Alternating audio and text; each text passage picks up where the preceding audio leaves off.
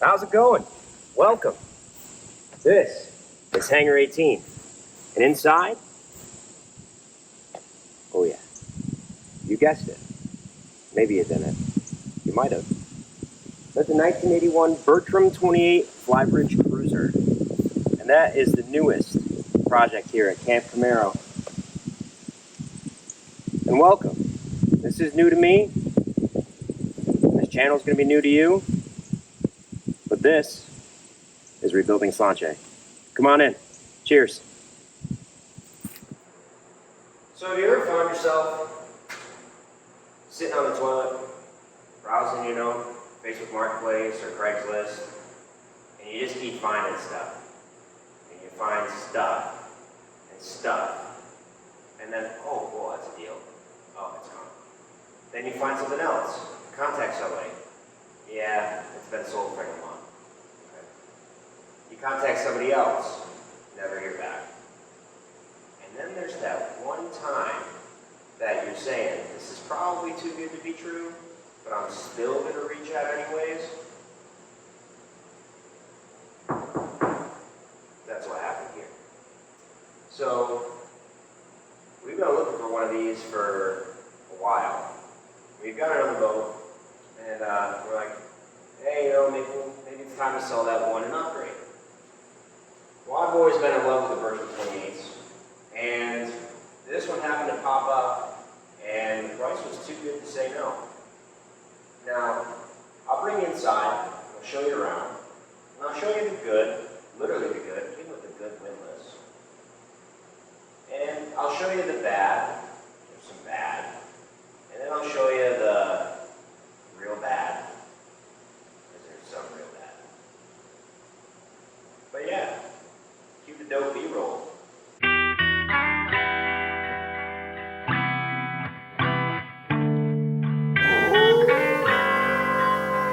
Hey, yo, welcome. Hello.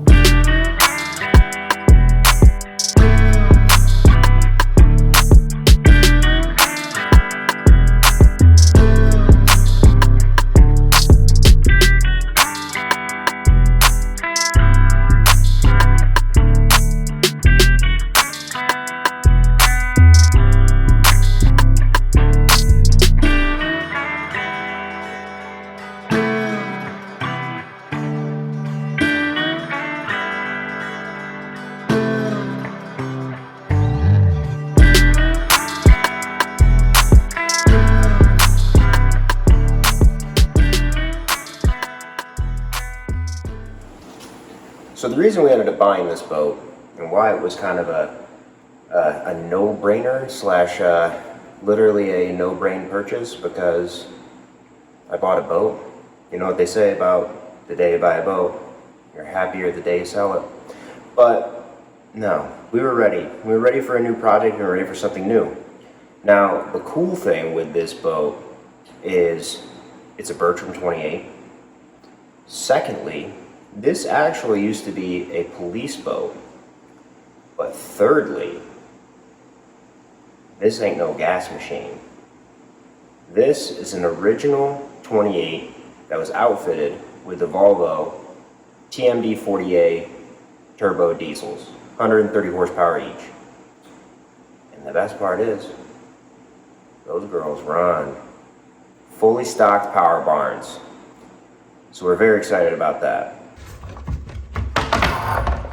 The other great thing about these Bertrams is all the cockpit hatches. Because in case you ever want to get snuggly with your old diesel tank, or if you ever need to get the old manual power if your hydraulic steering blows out, there's plenty of hatches to get in down here. But this leads me to some of the bad. So this leads us to the bad. Now, besides from being pretty dirty, You hear that? This thing squeaks like a mouse house, but just needs some recoring. But that's what the great thing Bertram did. All you do is you just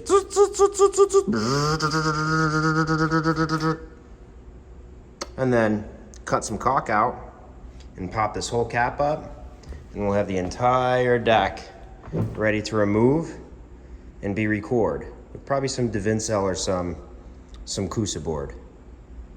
And then I think we're gonna have to do the same thing for this guy over here. Got a little war wound, a little sad over here. But let me know what you think down in the comments. This came with the boat and it's nice and circular. I have a feeling this, since this was a police boat, this was probably a tow pole for the back in case somebody needed to be towed or needed help. But this hole right here, I believe, is what led to some of the big failures that we're gonna have to fix on this boat. More to come on that. I'm not gonna lie, when I first looked at this boat, I was a little skeptical. But when I first opened the old power barn, I said, that's a big diesel.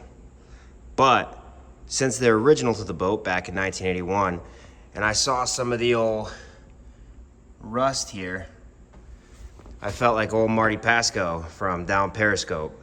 I feel I need a tetanus shot just from looking at it. The only thing holding her together are the bird droppings, sir. But a little bit of wire brushing, a little bit of elbow grease, and a lot of crawling in the bilge, I think she'll be right as rain. They aren't the prettiest things, but they do run, they sound great, and they both stay cool, which is really good. Now, some of the stuff you have to look out for on these older Bertrams is the motor mounts. Now, the stringers are glass, which is great, but these motor mounts are sistered to those stringers with bolts, as you can see here, here, and here. Now, the reason I'm showing you that side is because that side looks beautiful. It's in great shape. Now, remember that hole I showed you earlier? Well, I'm pretty sure that hole is what led to this.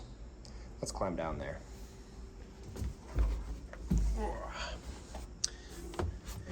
So, these are just wood. No glass, no nothing. Now, I'm not a scientist, but I'm pretty sure wood isn't supposed to just peel away like that. Yeah. So there's some rot, and I'm pretty sure it's from that hole allowing water intrusion for a very long time. And also why this engine on this side is a bit more rusty than the other engine. So a little bit of a wire brush, a lot of degreaser, a power washer, and a gantry crane, and we're gonna have this thing cleaned right up. While we're pulling these diesels, the other thing that we're gonna have to do is the next bad thing, which is where these motor mounts meet, they meet to this rear bulkhead. Now, luckily, where the exhaust goes out and all of that, there's been some more water and rot, and yeah, probably don't want to be able to do that. So what we're gonna have to do is cut out the portion of this bulkhead here that is a bit rotten. Woohoo! Look at that, woodpecker's been in here. No, that's my finger. And we're gonna have to go through and replace this along with these motor mounts. We're gonna have to scrub these transmissions a little bit. Give them the old Craigslist rebuild with a it'd be brand new. And aside from that, we should be in the water. And things should work out. Enough of the cockpit. Let's head down to the cabin here. And honestly, the cabin's not in bad shape. You know, there's a couple bags of mothballs that I'm still pulling out of here, but as the mothball smell is disappearing, It smells like Marb Reds, and for the boat not having a stereo, I swear to God, I hear Whitesnake playing right now. I feel in the 80s. But you've got the little dinette here, and then that stows down and can sleep two adults comfortably, but we'll make it work because this is basically just camping on the water. Then this is the big reason this boat attracted me. Single station. Now, if you're driving a 28-foot boat and you've got to drive it from down below and not up above, just don't go. Just hang out, have a beer, watch the storm roll in. Yeah, anyways, this was huge. Big storage area with a nice big locker. Came with a flag, came with a mooring cover. We've got a nice radio. We've got some parts. Yeah, bags can go in here and nobody has to worry about them being in the way, which is huge. Next, we've got another really, really nice closet. Came with some flares. Probably shoot those off over the sound, over the fall. We've got some more storage here. We've got some Volvo parts. Yeah, I'm just gonna pretend like I don't see thermostats. We've got batteries, the gas key, some 5200, a nice orange EpiPen, probably fine, and some more storage. Ooh, that. Moving into the V-berth, cushions are not in bad shape. Got some stains and stuff, but really not too bad. Peep the old Bertram logo locker there. The vinyl was taken all out in here, but we'll probably replace it with something else just to make it a little bit more comfortable. 2 new Todd battery boxes for the big AGMs that'll eventually be going down below. We've got the one fuse panel here. Looks like things are kind of rat's nested together, but you know, our specialty, sifting through all that. And again, you've got just some more wires that are coming through here. It looks like those are probably for the bow light. And then really nice up above here. But yeah, overall, cabin is in great shape. Some really nice windows that open up. Biggest thing I've heard is that these Bertram windows leak a little bit, so we'll probably end up putting some rubber seals in here down below or something. Looks like definitely on these corners there's been some water damage that's come through, but no big deal. We'll make it happen. Screen windows are huge. Have you ever tried sleeping on a boat at night without screen windows? Let me tell you, never do it. Down below, inside, we have a huge fresh water tank. I believe it's about 40 gallons, which is huge because, you know, just for cleaning dishes, boiling water, things like that. And we're gonna be staying out in a mooring a majority of the time, so having a onboard fresh water tank is huge. Also came with a new water pump for one of the diesels, as well as a rebuildable starter for one of the diesels. I really actually, when we bought the boat, I didn't look through a lot of the cupboards and things when I first took a look at the boat. I wanted to make sure that it was mechanically sound and structurally sound, and everything else was really just a bonus.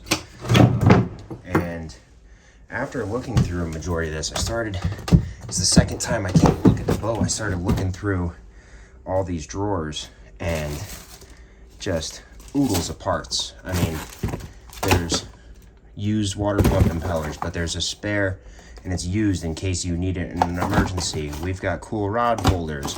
I mean, you never know when you're gonna need a can of PV Blaster. Also, came, man, these are a bit sticky. Let me set you down for a second.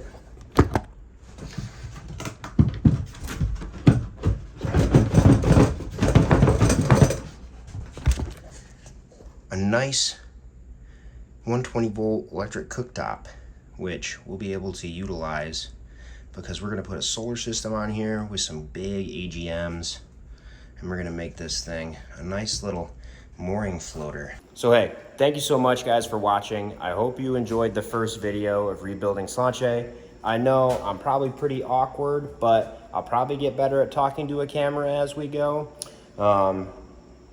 Next future videos, you're gonna see us taking this deck cap off and recoring it. You're gonna see us winterize these 2 diesels. You're gonna see us go through and vacuum and clean down below, organize things, really take inventory of the parts that we have.